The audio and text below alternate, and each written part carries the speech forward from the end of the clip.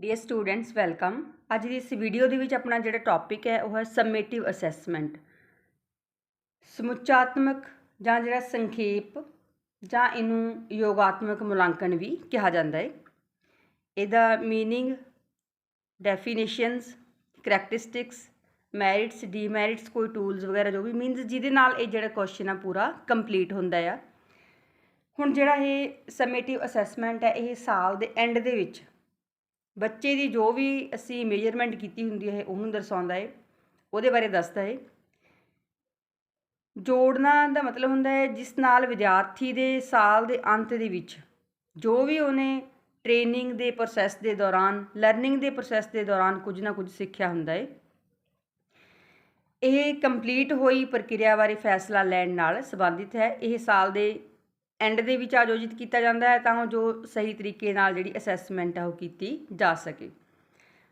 ਹੁਣ ਇਹ ਕੋਰਸ ਦੇ ਐਂਡ ਦੇ ਵਿੱਚ ਆਉਂਦਾ ਹੈ ਅਤੇ ਇਹ ਹੱਦ ਨਿਰਧਾਰਿਤ ਕਰਨ ਦੇ ਲਈ ਤਿਆਰ ਕੀਤੀ ਗਈ ਹੈ ਕਿ ਸਿਖਲਾਈ ਦੇ ਜਿਹੜੇ ਉਦੇਸ਼ ਨੇ ਉਹਨਾਂ ਦੀ ਵਰਤੋਂ ਕਿਵੇਂ ਕੀਤੀ ਗਈ ਹੈ ਅਤੇ ਮੁੱਖ ਤੌਰ 'ਤੇ ਜਿਹੜਾ ਕੋਰਸ ਹੈ ਉਹ ਨਿਰਧਾਰਿਤ ਕਰਨ ਲਈ ਜਿਹੜੇ ਵੀ ਗ੍ਰੇਡ ਨੇ ਜਾਂ ਵਿਦਿਆਰਥੀਆਂ ਦੀ ਮੁਹਾਰਤ ਹੈ ਉਹਨੂੰ ਪ੍ਰਮਾਣਿਤ ਹਾਸਲ ਕਰਨ ਦੇ ਲਈ ਜੋ ਵੀ ਕੁਝ ਵਰਤਿਆ ਗਿਆ ਹੈ। ਸਮੁੱਚਾਤਮਕ ਅੰਕਲਨ ਦੀ ਲਾਜ਼ਮੀ ਵਿਸ਼ੇਸ਼ਤਾ ਇਹ ਹੈ ਕਿ ਸਿੱਖਣ ਦੀ ਜਿਹੜੀ ਪ੍ਰਭਾਵਸ਼ੀਲਤਾ ਉਹਦੇ ਬਾਰੇ ਨਿਰਣਾ ਇਹਦੇ ਵਿੱਚ ਕੀਤਾ ਜਾਂਦਾ ਹੈ ਕਿ ਵਿਦਿਆਰਥੀ ਨੇ ਕਿੰਨਾ ਕੁਝ ਵਧੀਆ ਤਰੀਕੇ ਨਾਲ ਸਿੱਖ ਲਿਆ ਹੈ। ਹੁਣ ਅਸੀਂ ਇਹਦੇ ਵਿੱਚ ਕਰਾਂਗੇ ਦੀਆਂ ਕੁਝ ਡੈਫੀਨੇਸ਼ਨਸ। ਸਭ ਤੋਂ ਜਿਹੜੀ ਪਹਿਲੀ ਡੈਫੀਨੇਸ਼ਨ ਆ ਨਿਕੋ ਦੇ ਅਕੋਰਡਿੰਗ, ਸੰਪੂਰਨ ਅੰਕਲਨ ਮੀਨਸ ਸਮੇਟਿਵ ਅਸੈਸਮੈਂਟ ਪਹਿਲਾਂ ਹੀ ਪੂਰੇ ਕੀਤੇ ਪ੍ਰੋਗਰਾਮ, ਵਿਧੀ ਜਾਂ ਉਤਪਾਦ ਦੇ ਗੁਣਾਂ ਬਾਰੇ ਨਿਰਣਾ ਬਿਆਨ ਕਰਦਾ ਹੈ। Summative assessment describes judgment about the merits of an already completed program, procedure or product. Next ਜਿਹੜੀ ਡੈਫੀਨੇਸ਼ਨ ਆ ਵੀਅਰਸਮ ਐਂਡ ਜੂਸ ਦੇ ਅਕੋਰਡਿੰਗ, ਸਮੁੱਚਾਤਮਕ ਅੰਕਲਨ ਨਿਰਦੇਸ਼ਾਂ ਦੇ ਸਿੱਟੇ 'ਤੇ ਕੀਤਾ ਜਾਂਦਾ ਹੈ ਅਤੇ ਮਾਪਿਆ ਜਾਂਦਾ ਹੈ ਕਿ ਵਿਦਿਆਰਥੀ ਕਿਸ ਹੱਦ ਤੱਕ ਲੋੜੀਂਦੇ ਨਤੀਜੇ ਪ੍ਰਾਪਤ ਕਰ ਚੁੱਕੇ ਹਨ। Summative assessment is done at the conclusion of instructions and measures the extent to which students have attained the desired outcomes. Next ਜਿਹੜੀ ਡੈਫੀਨੇਸ਼ਨ ਹੈ ਅਕੋਰਡਿੰਗ ਟੂ ਗਿਲਬਰਟ, ਸੰਖੇਪ ਅੰਕਲਨ ਇਹ ਸਬੂਤ ਪ੍ਰਦਾਨ ਕਰ ਸਕਦੇ ਹਨ ਕਿ ਪ੍ਰੋਗਰਾਮ ਸੰਤੁਸ਼ਟੀਜਨਕ ਹੈ ਅਤੇ ਨਵੇਂ ਸਾਲ ਦੇ ਵਿਦਿਆਰਥੀਆਂ ਨੂੰ ਕਰਵਾਉਣਾ ਚਾਹੀਦਾ ਹੈ। ਜੇ ਇਹ ਅਸੰਤੁਸ਼ਟ ਹੈ ਤਾਂ ਇੱਕ ਨਵੇਂ ਪ੍ਰੋਗਰਾਮ ਦੀ ਜ਼ਰੂਰਤ ਹੈ। Summative assessment can provide evidence that the program is satisfactory and should be conducted to new year students, or if it is not unsatisfactory, a new program is needed. Definition ਤੋਂ ਬਾਅਦ ਹੁਣ ਅਸੀਂ ਗੱਲ ਕਰਾਂਗੇ ਇਹਦੀਆਂ ਕਰੈਕਟਰਿਸਟਿਕਸ ਬਾਰੇ। ਕਰੈਕਟਰਿਸਟਿਕਸ ਆਫ ਸਮੇਟਿਵ ਅਸੈਸਮੈਂਟ, ਸਮੁੱਚਾਤਮਕ ਯੋਗਾਤਮਕ ਅੰਕਲਨ ਦੀਆਂ ਵਿਸ਼ੇਸ਼ਤਾਵਾਂ। ਫਸਟ ਹੈ conducted at the end of the project. ਇਹ ਪ੍ਰੋਜੈਕਟ ਦੇ ਅੰਤ ਵਿੱਚ ਆਯੋਜਿਤ ਇਹ ਵਿਦਿਆਰਥੀਆਂ ਦੇ ਪ੍ਰਦਰਸ਼ਨ ਦਾ ਜਿਹੜਾ ਸਮੁੱਚਾ ਸੰਖੇਪ ਹੈ ਪ੍ਰਦਾਨ ਕਰਦਾ ਹੈ, ਇਸ ਲਈ ਕੋਰਸ ਦੇ ਐਂਡ ਦੇ ਵਿੱਚ ਇਹਨੂੰ ਕੰਡਕਟ ਕੀਤਾ ਜਾਂਦਾ ਹੈ। It follows well defined assessment design, ਇਹ ਨਿਰਧਾਰਿਤ ਅੰਕਲਨ ਡਿਜ਼ਾਈਨ ਦੀ ਪਾਲਣਾ ਕਰਦਾ ਹੈ। ਅਜਿਹੇ ਅਸੈਸਮੈਂਟ ਦੇ ਵਿੱਚ ਜਿਹੜੇ ਟੈਸਟ ਨੇ, ਅਸਾਈਨਮੈਂਟ ਨੇ ਜਾਂ ਜਿਹੜੇ ਪ੍ਰੋਜੈਕਟ ਨੇ ਸ਼ਾਮਿਲ ਹੁੰਦੇ ਨੇ ਜੋ ਇਹ ਨਿਰਧਾਰਿਤ ਕਰਨ ਦੇ ਲਈ ਵਰਤੇ ਜਾਂਦੇ ਨੇ ਕਿ ਵਿਦਿਆਰਥੀਆਂ ਨੇ ਕੀ ਸਿੱਖਿਆ ਹੈ ਜਿਸ ਤੋਂ ਉਹਨਾਂ ਨੂੰ ਸਿੱਖਣ ਦੀ ਉਮੀਦ ਸੀ। ਨੈਕਸਟ ਹੈ ਓਵਰਆਲ ਰਿਜ਼ਲਟ, ਸਮੁੱਚਾ ਨਤੀਜਾ। ਸਮੁੱਚੇ ਨਤੀਜੇ 'ਤੇ ਪਹੁੰਚਣ ਲਈ ਇਸ ਕਿਸਮ ਦਾ ਜਿਹੜੀ ਅਸੈਸਮੈਂਟ ਹੈ ਉਹ ਪ੍ਰੋਜੈਕਟ, ਯੂਨਿਟ, ਸਮੈਸਟਰ ਜਾਂ ਜਿਹੜਾ ਪ੍ਰੋਗਰਾਮ ਹੈ ਕੋਈ ਵੀ ਉਹਦੇ ਅੰਤ ਦੇ ਵਿੱਚ ਇਹ ਜਿਹੜਾ ਓਵਰਆਲ ਰਿਜ਼ਲਟ ਹੈ ਉਹ ਕੱਢਿਆ ਜਾਂਦਾ ਹੈ। ਨੈਕਸਟ ਹੈ ਡਿਸਕ੍ਰਿਪਟਿਵ ਅਨਾਲਿਸਿਸ, ਵਰਣਨਯੋਗ ਵਿਸ਼ਲੇਸ਼ਣ। ਅਸੈਸਮੈਂਟ ਦੇ ਨਤੀਜੇ ਦੇ ਵਜੋਂ ਜਿਹੜੇ ਅੰਕ ਨੇ ਜਾਂ ਗ੍ਰੇਡ ਨੇ ਉਹਦੇ ਰੂਪ ਦੇ ਵਿੱਚ ਇਹ ਦਰਜ ਕੀਤੇ ਗਏ ਨੇ ਜੋ ਕਿ ਡਿਸਕ੍ਰਿਪਟਿਵ ਨੇ, ਮੀਨਸ ਜਿਨ੍ਹਾਂ ਨੂੰ ਕਿ ਅਸੀਂ ਵਰਣਨ ਕਰ ਸਕਦੇ ਹਾਂ। ਇਟ ਇਜ਼ ਟਰਮੀਨਲ, ਇਹ ਟਰਮੀਨਲ ਵੀ ਹੈ। ਅਜਿਹਾ ਅਸੈਸਮੈਂਟ ਇੱਕ ਵੱਡੀ ਇਕਾਈ ਦੇ ਐਂਡ ਦੇ ਵਿੱਚ ਕੀਤਾ ਜਾਂਦਾ ਹੈ, ਭਾਵ ਕਿ ਇੱਕ ਜਿਹੜੀ ਵੱਡੀ ਵਸਤੂ ਹੈ ਜਾਂ ਕੰਮ ਦਾ ਜਿਹੜਾ ਭੰਡਾਰ ਹੈ, ਮੀਨਸ ਜਿਵੇਂ ਕਿ ਅਸੀਂ ਪੂਰੇ ਸਾਲ ਦੀ ਗੱਲ ਕਰਦੇ ਹਾਂ ਉਹਨੂੰ ਜਮ੍ਹਾਂ ਕਰਕੇ ਤੇ ਐਂਡ ਦੇ ਵਿੱਚ ਇਹਨੂੰ ਕੰਪਲੀਟ ਕੀਤਾ ਜਾਂਦਾ ਹੈ। ਨੈਕਸਟ ਹੈ ਇਟ ਜੱਜਸ ਓਵਰਆਲ ਲੈਵਲ ਆਫ ਸਟੂਡੈਂਟਸ, ਇਹ ਸਿੱਖਿਆਰਥੀਆਂ ਦੇ ਸਮੁੱਚੇ ਪੱਧਰ ਦਾ ਨਿਰਣਾ ਕਰਦਾ ਹੈ। ਜਿਹੜਾ ਅਸੈਸਮੈਂਟ ਹੈ ਉਹ ਸਿੱਖਣ ਵਾਲੇ ਦੇ ਜਿਹੜੇ ਪ੍ਰੋਫਾਈਲ ਹੈ ਉਹਦੇ ਹਰੇਕ ਪੱਖ ਨੂੰ ਰਿਕਾਰਡ ਕਰਦਾ ਹੈ ਤਾਂ ਜੋ ਟ੍ਰੇਨਿੰਗ ਦਾ ਜਿਹੜਾ ਹਰੇਕ ਲੈਵਲ ਹੈ, ਓਵਰਆਲ ਲੈਵਲ ਹੈ, ਉਹਦੇ ਬਾਰੇ ਜਿਹੜਾ ਨਿਰਣਾ ਉਹ ਕੀਤਾ ਜਾ ਸਕੇ। ਅਸਾਈਨਿੰਗ ਗ੍ਰੇਡਸ, ਸਰਟੀਫਿਕੇਟਸ, ਗ੍ਰੇਡ ਦੇ ਸਰਟੀਫਿਕੇਟ ਨਿਰਧਾਰਿਤ ਕਰਨਾ, ਗ੍ਰੇਡ ਤੇ ਸਰਟੀਫਿਕੇਟ ਵੀ ਅਜਿਹੇ ਅਸੈਸਮੈਂਟ ਦੇ ਬੇਸ 'ਤੇ ਨਿਰਧਾਰਿਤ ਕੀਤੇ ਜਾਂਦੇ ਨੇ ਜੋ ਕਿ ਜਿਹੜੇ ਸਹੀ ਰਿਕਾਰਡ ਨੇ ਉਹ ਬਣਾ ਕੇ ਰੱਖੇ ਜਾ ਸਕਣ। It does not consider errors, ਇਹ ਗਲਤੀਆਂ ਨੂੰ ਨਹੀਂ ਮੰਨਦਾ। ਅਸੈਸਮੈਂਟ ਹੈ ਜਿਹੜਾ ਇਹ ਸਮੇਂ ਸਿਰ ਵਿਦਿਆਰਥੀ ਦੀ ਜਿਹੜੀ ਟ੍ਰੇਨਿੰਗ ਹੈ ਉਹਦੇ 'ਤੇ ਮਾੜਾ ਪ੍ਰਭਾਵ ਪਾਏ ਬਿਨਾਂ ਟ੍ਰੇਨਿੰਗ ਦੇ ਸੰਬੰਧ ਦੇ ਵਿੱਚ ਜਿਹੜੀ ਕੁਆਲਿਟੀ ਦੀ ਜਾਣਕਾਰੀ ਪ੍ਰਦਾਨ ਕਰਨ ਦੇ ਲਈ ਇਹ ਤਿਆਰ ਕੀਤਾ ਗਿਆ ਹੈ, ਤਾਂ ਜੋ ਜਿਹੜੀਆਂ ਇਹ ਜ਼ਿਆਦਾਤਰ ਗਲਤੀਆਂ ਨੇ ਉਹਨਾਂ ਨੂੰ ਨਜ਼ਰ ਅੰਦਾਜ਼ ਕੀਤਾ ਜਾ ਸਕੇ। Assessment of overall level of learning, ਸਿਖਲਾਈ ਦੇ ਸਮੁੱਚੇ ਪੱਧਰ ਦਾ ਅੰਕਲਨ। ਜਿਹੜੀ ਅਸੀਂ ਗੱਲ ਕਰਦੇ ਹਾਂ ਵੀ ਸਮੁੱਚੇ ਨਤੀਜੇ ਮੀਨਸ ਓਵਰਆਲ ਜਿਹੜੇ ਰਿਜ਼ਲਟਸ ਨੇ ਉਹ ਪ੍ਰਦਾਨ ਕਰਨ ਦੇ ਲਈ ਵਿਦਿਆਰਥੀਆਂ ਦੀ ਜਿਹੜੀ ਓਵਰਆਲ ਉਹਨਾਂ ਦੀਆਂ ਅਚੀਵਮੈਂਟਸ ਨੇ, ਉਹਨਾਂ ਦੀ ਕਾਰਗੁਜ਼ਾਰੀ ਹੈ, ਉਹਦੇ ਆਧਾਰ 'ਤੇ ਜਿਹੜੇ ਗ੍ਰੇਡ ਤੇ ਸਰਟੀਫਿਕੇਟ ਦੇ ਕੇ ਵਿਦਿਆਰਥੀਆਂ ਦੀ ਜਿਹੜੀ ਲਰਨਿੰਗ ਹੈ ਉਹਦਾ ਜਿਹੜਾ ਮੁਲਾਂਕਣ ਹੈ ਉਹ ਇਹਦੇ ਵਿੱਚ ਕੀਤਾ ਜਾਂਦਾ ਹੈ। ਨੈਕਸਟ ਹੈ ਥ੍ਰੈਟਨਿੰਗ ਇਨ ਨੇਚਰ, ਸੁਭਾਅ ਵਿੱਚ ਸੰਵੇਦਨਸ਼ੀਲ। ਇਹ ਜਿਹੜਾ ਅੰਕਲਨ ਹੈ ਇਹ ਡੈਮੋਸਟ੍ਰੇਸ਼ਨ ਦੀ ਪੂਰੀ ਜਿਹੜੀ ਤਸਵੀਰ ਆ ਉਹ ਦਿੰਦਾ ਹੈ। ਇਹ ਉਹਨਾਂ ਦੇ ਵਿਚਕਾਰ ਸੁਧਾਰ ਦਾ ਜਿਹੜਾ ਕੋਈ ਮੌਕਾ ਨਹੀਂ ਦਿੰਦਾ, ਜਿਹਦੀ ਜਿਹੜੀ ਇੱਥੇ ਸੰਵੇਦਨਸ਼ੀਲਤਾ ਹੈ ਉਹ ਦਿਖਾਈ ਦਿੰਦੀ ਹੈ। ਨੈਕਸਟ ਹੈ ਬੇਸਿਸ ਆਫ ਪ੍ਰੈਡਿਕਸ਼ਨ, ਭਵਿੱਖ ਦਾ ਆਧਾਰ। ਮੀਨਸ ਕਿ ਜਿਹੜੀ ਭਵਿੱਖਬਾਣੀ ਆ ਉਹ ਇਹਦੇ ਰਿਜ਼ਲਟਸ ਦੇ ਬੇਸ 'ਤੇ ਕੀਤੀ ਜਾ ਸਕਦੀ ਹੈ ਜੋ ਅਸੀਂ ਕਿਸੇ ਵੀ ਬੱਚੇ ਦੀ ਜਿਹੜੀ ਪਰਸਨੈਲਿਟੀ ਆ ਉਹਦੀ ਅਸੈਸਮੈਂਟ ਕਰਦੇ ਹਾਂ। ਕਵਰਜ਼ ਵਾਈਡ ਸਕੋਪ, ਇਹ ਜਿਹੜਾ ਵਿਆਪਕ ਖੇਤਰ ਹੈ ਉਹਨੂੰ ਸ਼ਾਮਿਲ ਕਰਦਾ ਹੈ। ਇਹ ਜਿਹੜਾ ਅਸੈਸਮੈਂਟ ਹੈ ਮੀਨਸ ਸਮਿਟਿਵ ਅਸੈਸਮੈਂਟ ਹੈ ਕਰਨ ਦੇ ਲਈ ਇੱਕ ਵਿਸ਼ੇਸ਼ ਵਿਦਿਆਰਥੀ ਦੀ ਜਿਹੜੀ ਪਰਸਨੈਲਿਟੀ ਹੈ ਉਹਦੇ ਹਰੇਕ ਪਹਿਲੂ ਨੂੰ, ਹਰੇਕ ਉਹਦੇ ਆਸਪੈਕਟ ਨੂੰ, ਹਰੇਕ ਪੱਖ ਨੂੰ ਇਹਦੇ ਵਿੱਚ ਸ਼ਾਮਿਲ ਕੀਤਾ ਜਾਂਦਾ ਹੈ। ਅਤੇ ਇਹਦੇ ਲਈ ਇਹ ਜਿਹੜਾ ਇਹਦਾ ਏਰੀਆ ਹੈ ਉਹ ਜ਼ਿਆਦਾ ਵਾਈਡਰ ਹੈ, ਮੀਨਸ ਇਹ ਜ਼ਿਆਦਾ ਜਿਹੜਾ ਸਕੋਪ ਹੈ ਉਹਨੂੰ ਕਵਰ ਕਰਦਾ ਹੈ। ਨੈਕਸਟ ਕਰੈਕਟਰਿਸਟਿਕਸ ਹੈ ਰਿਜਿਡਿਟੀ, ਮੀਨਸ ਕਠੋਰਤਾ। ਜਿਹੜੇ ਸਮੇਟਿਵ ਅਸੈਸਮੈਂਟ ਹੈ ਉਹਦੇ ਲਈ ਵਰਤੇ ਜਾਂਦੇ ਜਿਹੜੇ ਢੰਗ ਨੇ, ਸਾਧਨ ਨੇ, ਉਹ ਸਿਧਾਂਤ ਨੇ ਜਿਹੜੇ ਸੁਭਾਅ ਦੇ ਵਿੱਚ ਸਖਤ ਨੇ, ਕਠੋਰ ਨੇ, ਭਾਵ ਇਹਨਾਂ ਵਿੱਚ ਜਿਹੜੀ ਕਿਸੇ ਤਰ੍ਹਾਂ ਦੀ ਕੋਈ ਫਲੈਕਸੀਬਿਲਿਟੀ ਹੈ ਉਹ ਨਹੀਂ ਹੈ। ਐਕਸਟਰਨਲੀ ਬੇਸਡ, ਬਾਹਰੀ ਆਧਾਰਿਤ। ਇਸ ਅਸੈਸਮੈਂਟ ਦੇ ਜਿਹੜੇ ਨਤੀਜੇ ਨੇ ਉਹ ਜ਼ਿਆਦਾਤਰ ਜਿਹੜੇ ਐਕਸਪਰਟਸ ਨੇ ਜਾਂ ਜਿਹੜੇ ਬਾਹਰੀ ਜਾਂਚਕਰਤਾ ਵਾਲੇ ਨੇ ਮੀਨਸ ਐਕਸਟਰਨਲ ਨੇ ਉਹਨਾਂ ਦੀ ਸਹਾਇਤਾ ਦੇ ਨਾਲ ਤਿਆਰ ਕੀਤੇ ਜਾਂਦੇ ਨੇ। ਬੇਸਿਸ ਆਫ ਰਿਸਰਚ, ਖੋਜ ਦਾ ਆਧਾਰ। ਅਤੇ ਇਹਦੀ ਅਗਲੀ ਵਿਸ਼ੇਸ਼ਤਾ ਇਹ ਹੈ ਕਿ ਇਹ ਜਿਹੜੇ ਵੀ ਇਹਦੇ ਬਾਅਦ ਨਤੀਜੇ ਆਉਂਦੇ ਆ ਉਹਨਾਂ ਦਾ ਸਮੁੱਚਾਤਮਕ ਜਿਹੜਾ ਸੰਖੇਪ ਮੁਲਾਂਕਣ ਦੀ ਜ਼ਰੂਰੀ ਵਿਸ਼ੇਸ਼ਤਾ ਦੇ ਵਜੋਂ ਖੋਜ ਦੇ ਆਧਾਰ 'ਤੇ ਵੀ ਵਰਤੇ ਜਾ ਸਕਦੇ ਨੇ। ਨੈਕਸਟ ਹੈ ਟੂਲਸ ਫॉर ਸਟੂਡੈਂਟ ਸਬਮਿਟਿਵ ਅਸੈਸਮੈਂਟ। ਜਿਹੜੇ ਸਟੂਡੈਂਟਸ ਦੀ ਅਸੀਂ ਸਬਮਿਟਿਵ ਅਸੈਸਮੈਂਟ ਕਰਨੀ ਹੈ ਉਹਨਾਂ ਦੇ ਲਈ ਕਿਹੜੇ ਜਿਹੜੇ ਟੈਸਟ ਨੇ ਉਹ ਪ੍ਰਯੋਗ ਦੇ ਵਿੱਚ ਲਿਆਂਦੇ ਜਾਂਦੇ ਨੇ। ਇਹ 3 ਤਰ੍ਹਾਂ ਦੇ ਨੇ। ਸਭ ਤੋਂ ਪਹਿਲਾਂ ਹੈ pencil and paper test, daily general ਔਰ ਪੇਪਰ, ਲੈਬੋਰੇਟਰੀ ਟੈਸਟ। ਹੁਣ ਇਹਦੇ ਵਿੱਚ ਜਿਹੜੇ ਪੈਨਸਿਲ ਐਂਡ ਪੇਪਰ ਟੈਸਟ ਨੇ ਉਹਦੀਆਂ ਅੱਗੋਂ ਮੀਨਸ ਇਹ 4 ਤਰ੍ਹਾਂ ਦੇ ਹੈ। ਪਹਿਲਾ ਹੈ ਲਿਮਿਟਿਡ ਚੋਇਸ ਕੁਐਸਚਨਸ, ਮੀਨਸ ਜਿਨ੍ਹਾਂ ਦੇ ਵਿੱਚ ਅਸੀਂ ਸੀਮਿਤ ਚੋਣ ਵਾਲੇ ਜਿਹੜੇ ਪ੍ਰਸ਼ਨ ਨੇ ਪ੍ਰੀਖਣ ਦੇ ਰੂਪ ਦੇ ਵਿੱਚ ਅਸੀਂ ਉਹ ਬੱਚਿਆਂ ਨੂੰ ਦਿੰਦੇ ਹਾਂ। ਅਤੇ ਮੀਨਸ ਇਹਦੇ ਵਿੱਚ ਵਿਦਿਆਰਥੀ ਨੇ ਉਹਨਾਂ ਨੂੰ ਆਪਸ਼ਨ ਦਿੱਤੀਆਂ ਹੁੰਦੀਆਂ ਨੇ, ਕੋਈ ਰਾਈਟ ਰੋਂਗ ਵਾਲਾ ਹੁੰਦਾ ਹੈ, ਕੋਈ ਮੈਚਿੰਗ ਕਰਨ ਵਾਲੇ ਹੁੰਦੇ ਨੇ, ਕੋਈ ਫਿਲਪਸ ਹੁੰਦੀਆਂ ਨੇ। ਇਹਦੇ ਵਿੱਚ ਇਹ ਚੀਜ਼ਾਂ ਸ਼ਾਮਿਲ ਨੇ। ਓਪਨ ਐਂਡਡ ਕੁਐਸਚਨਸ, ਮੁਕਤ ਸਮਾਪਤੀ ਵਾਲੇ ਪ੍ਰਸ਼ਨ। ਇਹ ਉਹ ਪ੍ਰਸ਼ਨ ਹੁੰਦੇ ਨੇ ਜੋ ਕਿ ਵਿਦਿਆਰਥੀ ਤੋਂ ਆਪਣੇ ਵੱਲੋਂ ਕਿਸੇ ਵਾਕ ਨੂੰ ਪੂਰਾ ਕਰਨਾ, ਕੋਈ ਜਿਹੜੇ ਬਿਲਕੁਲ ਛੋਟੇ ਉੱਤਰਾਂ ਵਾਲੇ ਜਿਹੜੇ ਪ੍ਰਸ਼ਨ ਨੇ, ਅਤੇ ਕੋਈ ਵੀ ਜਾਂ ਜਿਹੜੇ ਨਿਬੰਧਾਤਮਕ ਨੇ ਮੀਨਸ ਜਿਹਦੇ 'ਚ ਅਸੀਂ ਬੱਚਿਆਂ ਨੂੰ ਜਿਹੜੀ ਪੂਰੀ ਖੁੱਲ੍ਹ ਹੈ ਉਹ ਦਿੰਦੇ ਹਾਂ, ਮੀਨਸ ਕਿ ਉਹ ਆਪਣੇ ਆਪ ਨੂੰ ਸਹੀ ਐਕਸਪ੍ਰੈਸ ਕਰ ਸਕਣ। ਡਾਇਗਨੋਸਟਿਕ ਟੈਸਟ, ਤਕਸ਼ੀਸ਼ੀ ਪ੍ਰੀਖਣ। ਹੁਣ ਇਹ ਵਿਦਿਆਰਥੀਆਂ ਦੇ 'ਚ ਉਹਨਾਂ ਕੌਸ਼ਲਾਂ ਨੂੰ ਵਿਕਸਿਤ ਕਰਨ ਵਿੱਚ ਸਹਾਇਤਾ ਕਰ ਸਕਦੇ ਨੇ ਜਿਹੜੇ ਕਿ ਇੱਕ ਉਹਨਾਂ ਦੀ ਜਿਵੇਂ ਚਿੰਤਨ ਪ੍ਰਕਿਰਿਆ ਹੋ ਗਈ ਜਿਹਨੂੰ ਉਹ ਪ੍ਰਯੋਗ ਦੇ ਵਿੱਚ ਲਿਆਉਂਦੇ ਨੇ ਅਤੇ ਜਿਹਦੇ ਨਾਲ ਉਹ ਉਹਦੇ ਪ੍ਰਤੀ ਵਧੇਰੇ ਜਾਗਰੂਕ ਜਾਂ ਸੁਚੇਤ ਹੋ ਜਾਂਦੇ ਨੇ। ਨੈਕਸਟ ਹੈ ਪਰਫੋਰਮੈਂਸ ਟੈਸਟ। ਇਹ ਉਹਨਾਂ ਉਦੇਸ਼ਾਂ ਨੂੰ ਸ਼ਾਮਿਲ ਕਰਦੇ ਨੇ ਜਿਹਦੇ ਕਿਰਿਆ ਦੇ ਦੁਆਰਾ ਪ੍ਰਦਰਸ਼ਿਤ ਕੀਤੇ ਜਾਂਦੇ ਨੇ, ਜਿਵੇਂ ਕਿ ਅਸੀਂ ਸੰਗੀਤ, ਥੀਏਟਰ, ਕਲਾ, ਨ੍ਰਿਤ ਜਾਂ ਕੋਈ ਮੈਡੀਸਨ ਜਾਂ ਸਾਇੰਸ ਜਾਂ ਫਿਜ਼ੀਕਲ ਐਜੂਕੇਸ਼ਨ ਦੇ ਫੀਲਡ ਦੇ ਵਿੱਚ ਵਧੇਰੇ ਸਿੱਖਣ ਅਤੇ ਜਿਹੜਾ ਉਹਦੇ ਵਿੱਚ ਅਸਲ ਪ੍ਰਦਰਸ਼ਨ ਕੀਤਾ ਜਾਂਦਾ ਹੈ, ਡੈਮੋਨਸਟ੍ਰੇਟ ਕੀਤਾ ਜਾਂਦਾ ਹੈ ਅਤੇ ਉਹਦੇ ਪ੍ਰੀਖਣਾਂ ਦੇ ਮੁਲਾਂਕਣ ਦੇ ਦੁਆਰਾ ਇਹ ਪ੍ਰਦਰਸ਼ਿਤ ਕੀਤਾ ਜਾਂਦਾ ਹੈ। ਹੁਣ ਅਸੀਂ ਗੱਲ ਕਰਾਂਗੇ ਮੈਰਿਟਸ ਔਰ ਯੂਜ਼ਸ ਔਰ ਐਡਵਾਂਟੇਜਸ ਆਫ ਸਬਮਿਟਿਵ ਅਸੈਸਮੈਂਟ। ਇਹ ਜਿਹੜੇ ਅਸੀਂ ਸਮੁੱਚਾਤਮਕ ਅੰਕਲਨ ਬਾਰੇ ਗੱਲ ਕਰਦੇ ਹਾਂ ਇਹਦੇ ਕਿਹੜੇ ਗੁਣ ਨੇ, ਕਿਹੜੇ ਲਾਭ ਨੇ। ਫਸਟ ਹੈ basis of certification grades for students, ਵਿਦਿਆਰਥੀਆਂ ਲਈ ਸਰਟੀਫਿਕੇਟ ਦਾ ਆਧਾਰ। ਇਹ ਵਿਦਿਆਰਥੀਆਂ ਦੇ ਜਿਹੜੇ ਪ੍ਰਮਾਣ ਪੱਤਰ ਨੇ ਉਹਨਾਂ ਨੂੰ ਡਿਪਲੋਮੇ ਦੇ ਐਵਾਰਡ ਦੇ ਦੁਆਰਾ ਇਹ ਰਿਕਾਰਡ ਕਰਦਾ ਹੈ ਤਾਂ ਜੋ ਵਿਦਿਆਰਥੀਆਂ ਨੂੰ ਸਾਲ ਦੇ ਅੰਤ ਦੇ ਵਿੱਚ ਜਿਹੜੇ ਸਰਟੀਫਿਕੇਟਸ ਨੇ ਜਾਂ ਜਿਹੜੇ ਗ੍ਰੇਡਸ ਨੇ ਉਹ ਪ੍ਰੋਵਾਈਡ ਕੀਤੇ ਜਾਣ।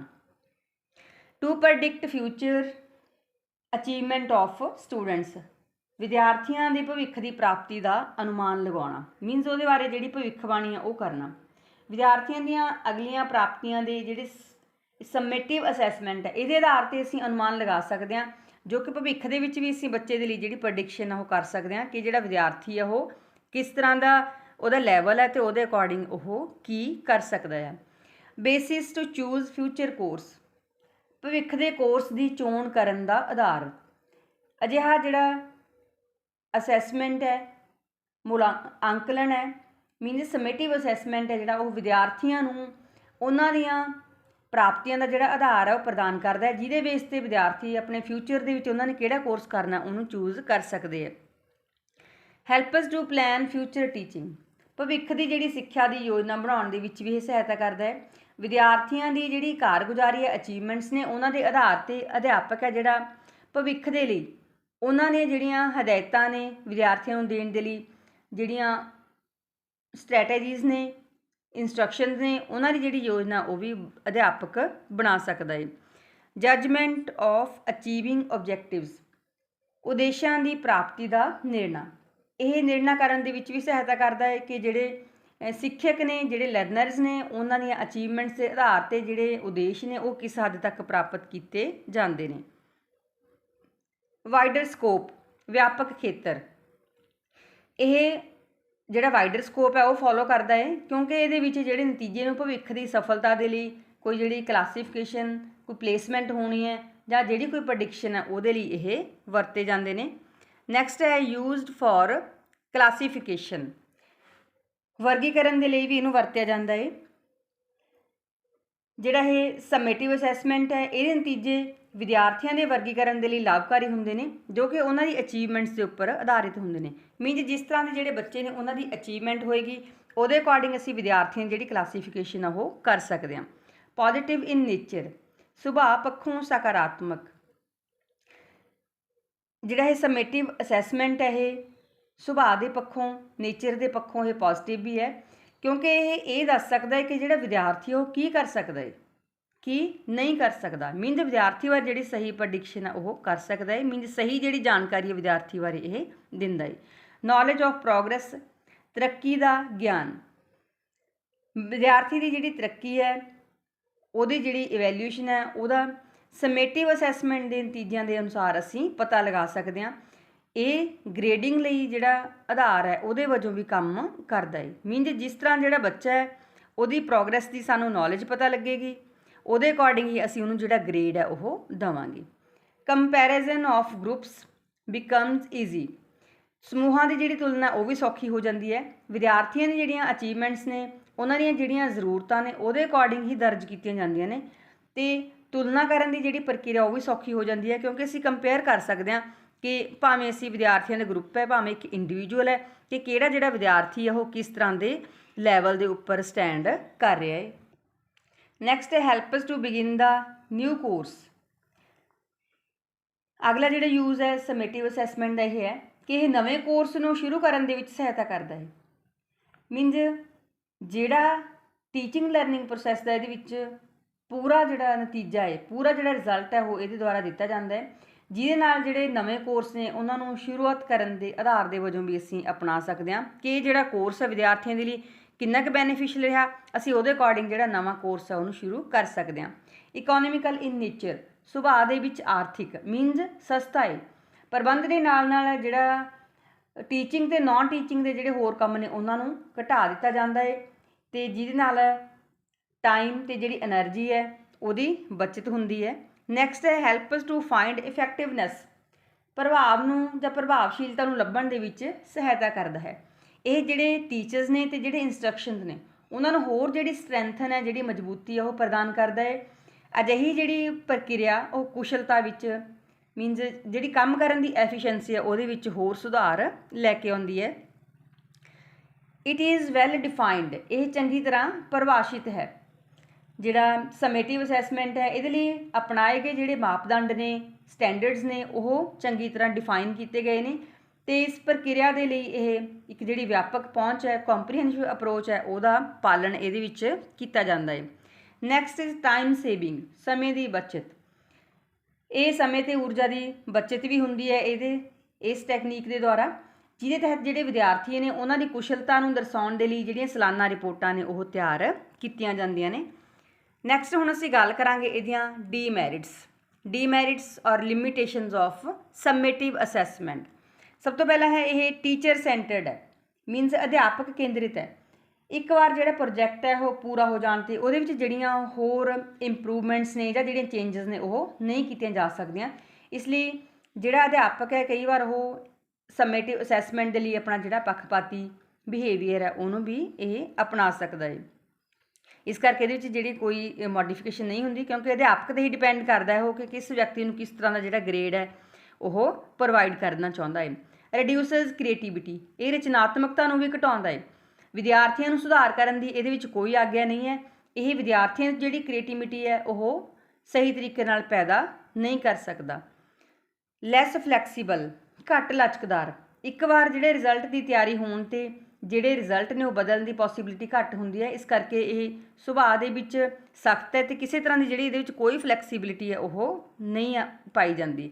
ਥ੍ਰੈਟਨਿੰਗ, ਖਤਰੇ ਭਰਿਆ। ਜਿਹੜਾ ਗ੍ਰੇਡ ਹੈ ਉਹ ਆਮ ਤੌਰ 'ਤੇ ਰਿਜ਼ਲਟ ਦਾ ਇੱਕ ਤੁਸੀਂ ਕਹ ਲਓ ਵੀ ਸੌਫਟ, ਨਰਮ ਅਤੇ ਸੰਖੇਪ ਜਿਹੜੀ ਅਸੈਸਮੈਂਟ ਆ ਉਹ ਹੁੰਦੇ ਨੇ, ਜੋ ਕਿ ਕਿਸੇ ਵੀ ਵਿਦਿਆਰਥੀ ਦੀ ਜਿਹੜੀ ਉਹਨੇ ਲਰਨਿੰਗ ਦੇ ਵਿੱਚ ਕਿਹੜਾ ਉਹਨਾਂ ਦਾ ਲੈਵਲ ਹੈ ਉਹਨੂੰ ਇਹ ਦਰਸਾਉਂਦੇ ਨੇ। ਅਤੇ ਇਹ ਵਿਦਿਆਰਥੀਆਂ ਦੇ ਲਈ ਕਈ ਵਾਰ ਜਿਹੜਾ ਖਤਰਾ ਉਹ ਵੀ ਹੋ ਸਕਦੇ ਨੇ, ਕਿਉਂਕਿ ਹੋ ਸਕਦਾ ਜਿਹੜੇ ਵਿਦਿਆਰਥੀ ਨੇ ਉਹ ਆਪਣੇ ਗ੍ਰੇਡ ਤੋਂ ਸੈਟਿਸਫਾਈਡ ਨਾ ਹੋਣ। ਨੈਕਸਟ ਹੈ ਲੈਸ ਸਕੋਪ ਆਫ ਫੀਡਬੈਕ ਦੀ ਘੱਟ ਗੁੰਜਾਇਸ਼।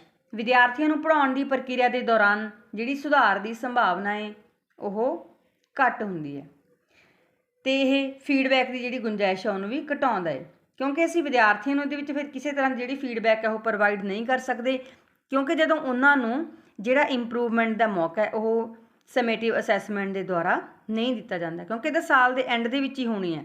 ਇਸ ਕਰਕੇ ਵਿਦਿਆਰਥੀਆਂ ਨੂੰ ਅਸੀਂ ਕਿਸੇ ਤਰ੍ਹਾਂ ਦਾ ਇੰਪਰੂਵਮੈਂਟ ਦਾ ਮੌਕਾ ਅਤੇ ਜਿਹੜੀ ਕਿਸੇ ਤਰ੍ਹਾਂ ਦੀ ਫੀਡਬੈਕ ਹੈ ਉਹ ਪ੍ਰੋਵਾਈਡ ਨਹੀਂ ਕਰ ਸਕਦੇ।